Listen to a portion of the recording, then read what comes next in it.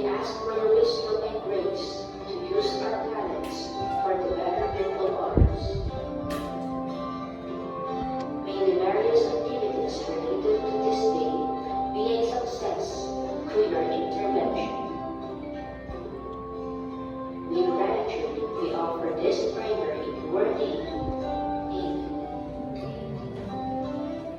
So please remain standing for our energizer. So are you familiar with the game head, shoulder, knees, and gaps? No. So this time I will teach you how to play this game. So players pair up and facing each other. So like we are all have a So the color is standing beside. Listen. Yes. The color is standing to the side and shouts at body parts or a gap. So when the color shouts the body parts are head, shoulder, knees, and toes, the player must touch that body parts faster than the partner. So if the color shouts the gap, then a nice race, the leaders in the pair will grab the gap. So here are the gap. So like pair.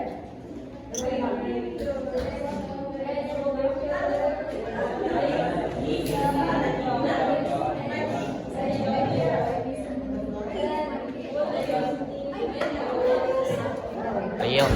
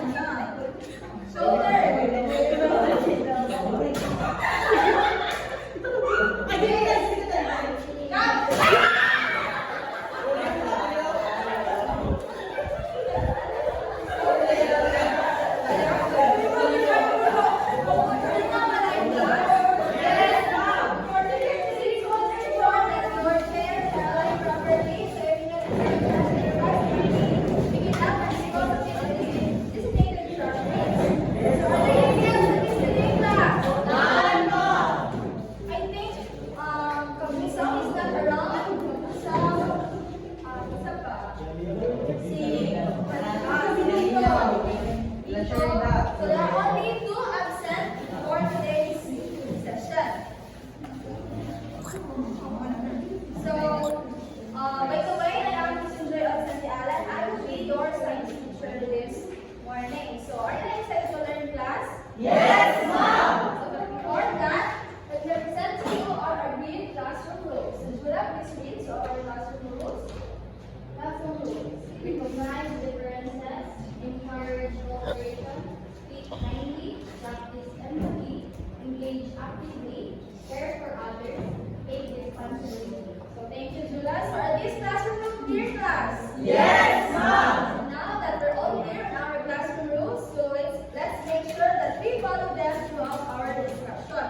Do you have any questions or clarifications with regards to our previous topic, class? None, ma'am! So since that, so let's proceed to our first activity. So our first activity is called alternatives. So I will show you a series of pictures. So for each set, there will be 4 images that contains that share a common idea or concept. Your task is to look at the picture and to write a single word that connects the all 4 images. In short, 4 makes 1 word. So I have here a flag. So if you want to answer, just raise your flag for you to recognize. And I will put your points here. So you will be rated and scored based on this point. So this red ribbon is equivalent to 15 points. This yellow ribbon, 10 points. And this white ribbon, 5 points. And this blue ribbon, 20 points. So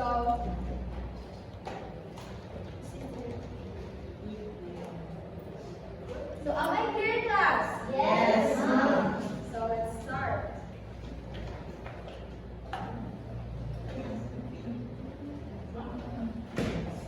Group 1, transfer. 2. Change. Next. Energy. Energy.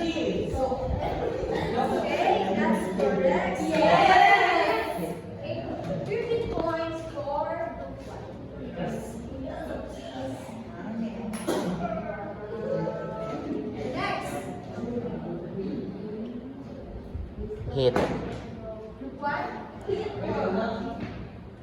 Yes, correct. So I will give a 10 points for group 1. So great ideas. So now let's move on to our next activity. So our next activity is called Investor Reveal. So you have to, the same group, you have to you will observe and give insights on what will happen to the how the heat from the candle allows the mass to fly. So each group will have one representative to present or give their insight based on their observations. So here are the materials. So you observe.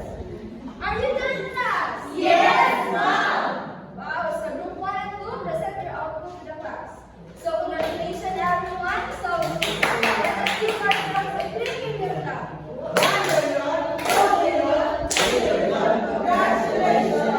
Now let's proceed to our next activity. So you will report about the first law of thermodynamics. So the group 1 will report on what are the limitations of the first law of thermodynamics.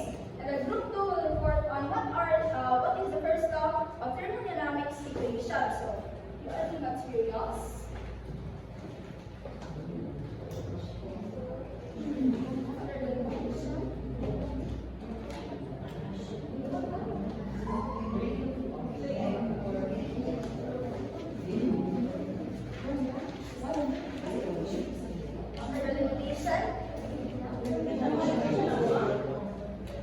So, but before we proceed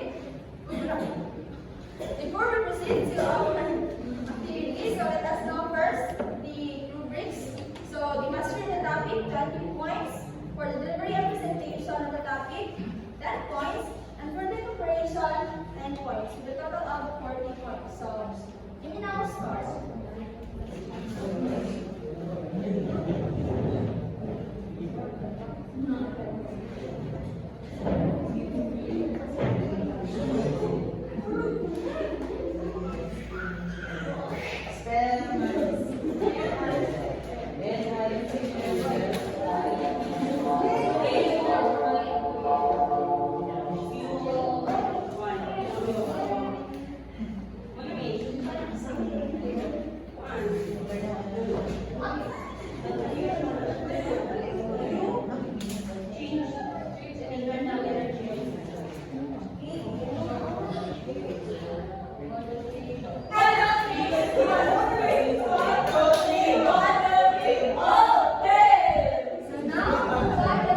So now, please present your output here in front.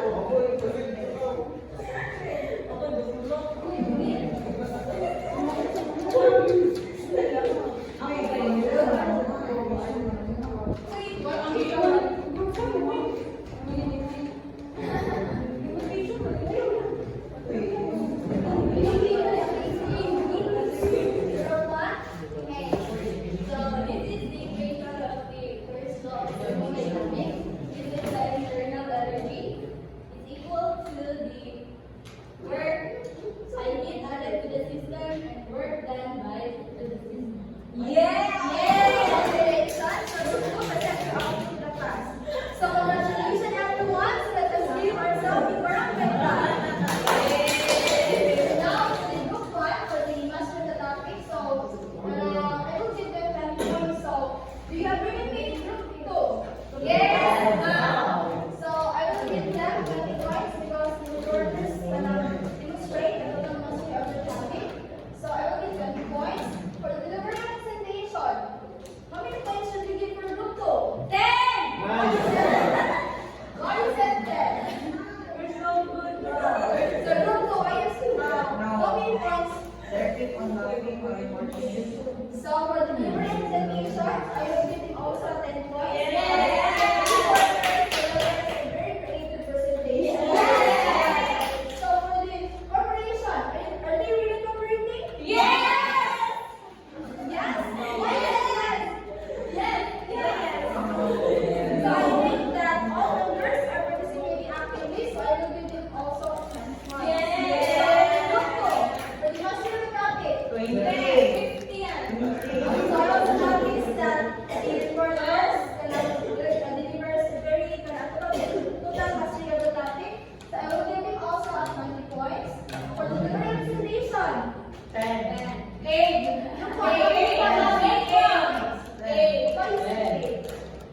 There's another stuttering mouth.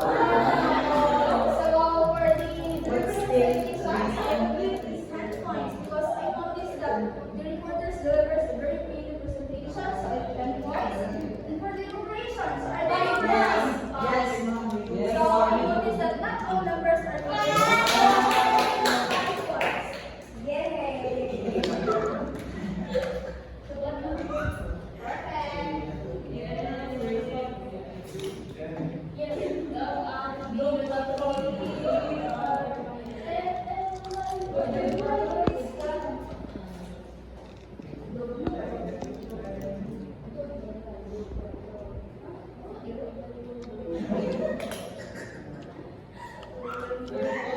So now, before we proceed to our proper discussion and presentation, Identify, work, and lead the thermodynamics. Explain the first law of thermodynamics and observe its function. Create a 3D solar open model showing the conversion of sunlight into heat and perform useful work. is this learning objective attainable, class? Yes, ma'am. Let's attain this objective at the end of the lesson. So our topic for today is all about heat and work. So, Zula, please read. Heat is the energy transferred from one object to another due to their temperature difference. So based on this, what did you understand? I understand that heat is transferred from one object to another due to their temperature difference. So thank you, Zula. So heat is energy transfer from one object to another one because of difference in temperature. So very good. So the energy. So work. So please read work. So work, the energy transferred when an object is moved against force. So Kurt, what is your understanding about this? So work is the energy that is being when an object is being moved. So work is a measure of energy needed to move an object against force over a certain distance. So it always goes from a warmer object to a colder one. Proceed to the next activity. Next part. So did you understand that? Yes, ma'am. Do you have any questions or clarifications? So since there are no questions and clarifications, so let's have another activity. So this activity you have to create a 3D model. So each group will design and build their own working solar open model. So discuss with your group on how the sunlight can be captured and turned into heat. So each group will have one representative to present their 3D open model to class. So you'll have 15 minutes to finish and observe, and you will have 2 minutes to present your work. So am I clear, class? Yes, ma'am. So but before we proceed, let us know first our rubrics. So the design and creativity, 10 points. For the functionality, 10 points. Understanding the concept, 20 points. And for the participation and teamwork, 10 points. With a total of 50 points. So you will go outside and observe how the sunlight can be captured and turned into heat. So you will go outside. So here are the materials. So give me number. You have 15 minutes. In the interval.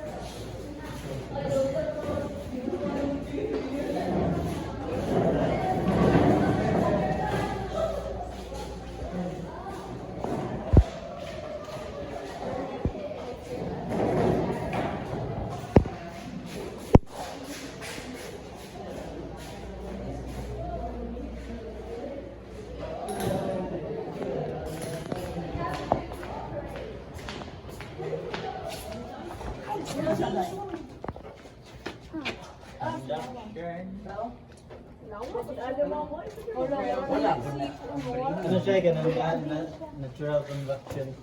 Ang heat kining transfer ulit. Tungkol sa graduation, may Inhit ang chocolate. chocolate. Ayun, sana. Paan sa sunlight? Ibutang lang. Makan, matulog sa titi na pwede pa siya ibutang na lang. Dili na bilugan. Hindi, ibutang ko kayo. Init ko siya. Buok mo ka, anak mo dito. Ano? Ako na ikaw sa San Pedro. Wow. Pwede ba siya ibutang dito mo? Last judgment, dahil ba? Last judgment. Alanay na? Tilawan daw. Isulat niya sa baba. Lanay. Lanay niya siya sa pilit sa lanay. Wala yung tanaw na yun ah.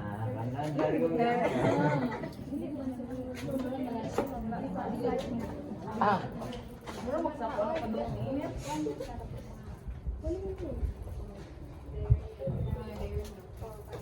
Ay, ako na lang po. Paway lang yan. Ako'y ganito. Ganitan. Na. Oy, muli na lang.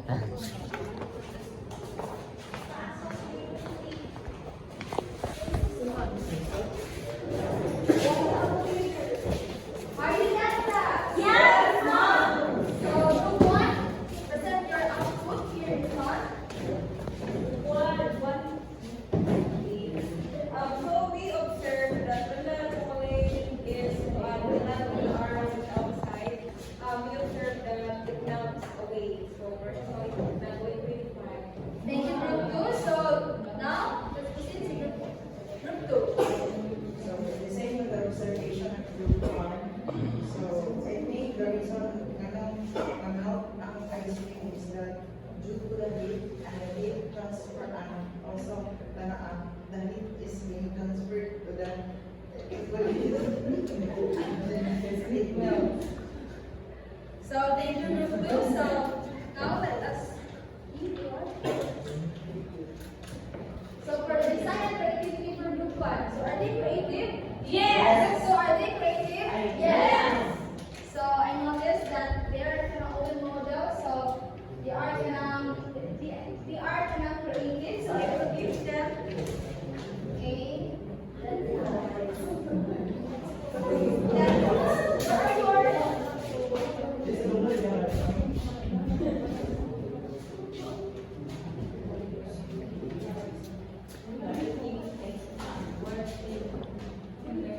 I will give them 10 points. Yes. And for the functionality, yes. So I noticed that the first bell heats up, it puts the chocolate inside. So I will give them 20 points. Yes. And for the understanding of the concept, so do they really understand? Yes. Do they really understand? Yes, Mom. So I noticed that before they understand the concept, I will give them 20 points.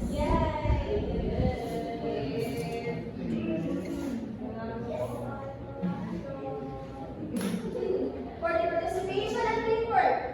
Yes, very good. I also noticed that they are fully engaged. So I will give them 10 points. Wow. And for the group 2, for the design and creativity, are they creative group 1? So I think that they are very creative, that their model is so beautiful. So I will give them 10 points. Okay, assume that you've given all your 4 points to the groups.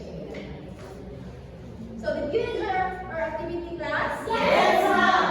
So now, do you have any questions or clarifications? None, Mom. So since there are no questions and clarifications, so let's proceed to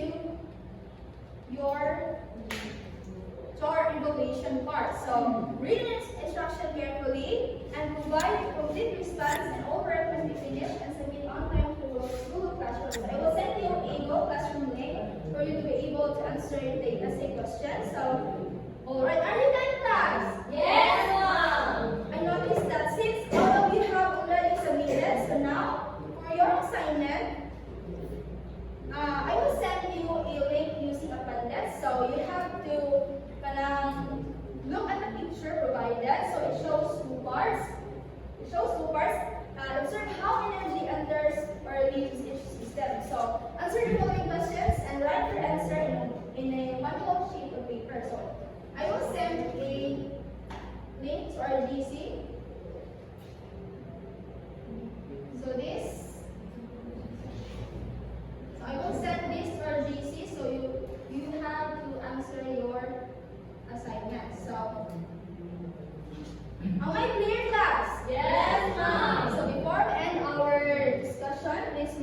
So, count your points.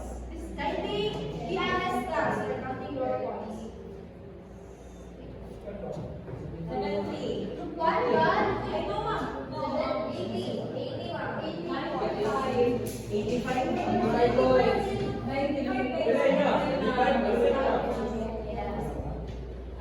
95? Yeah.